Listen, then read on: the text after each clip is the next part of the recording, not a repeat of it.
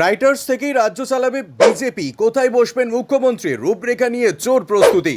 25শে বৈশাখ বাংলার মুখ্যমন্ত্রী শপথ নেবেন, বিজেপি সরকার গঠন করবে রাজ্য। ব্রিগেড প্যারেড গ্রাউন্ডে শপথ গ্রহণ অনুষ্ঠান হবে, সেই কথাই জানা গিয়েছে। এদিকে মহাকরণে শুরু হয়েছে প্রস্তুতি, কারণ বঙ্গ বিজেপি নেতৃত্ব নিয়েছেন রাইটার্স বিল্ডিং ওরফে মহাকরণ থেকে এবার বাংলা পরিচালনা হবে নতুন সরকার গঠনের প্রাক্কালে। সেজন্য মহাকরণেও জোর প্রস্তুতি শুরু হয়ে গিয়েছে।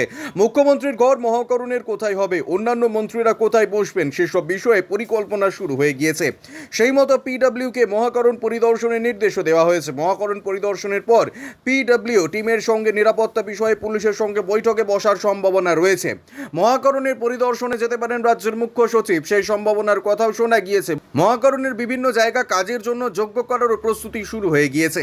একাধিক পরিকল্পনা নেওয়া হচ্ছে বলে খবর। প্রাথমিকভাবে জানা গিয়েছে রাইটার্স বিল্ডিং এর সামনের অংশকে বসার যোগ্য করার ভাবনা চিন্তা চলছে। পুলিশ নিরাপত্তার ব্যবস্থা কি থাকবে সেই রূপরেখাও তৈরি করা হচ্ছে বলে খবর।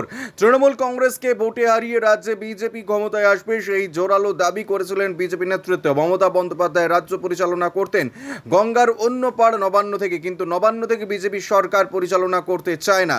রাইটার্স বিল্ডিং থেকে নতুন সরকারের কাজকর্ম পরিচালনা হবে, সেই কথা বিজেপি নেতৃত্ব জানিয়েছিলেন। সেই বিষয়ে বিজেপির রাজ্য সভাপতি শ্রমিক ভট্টাচার্য বলেন, আমাদের সরকার নবান্ন থেকে নয় রাইটার্স থেকে পরিচালনা হবে, এটা আমরা আগেই বলেছিলাম।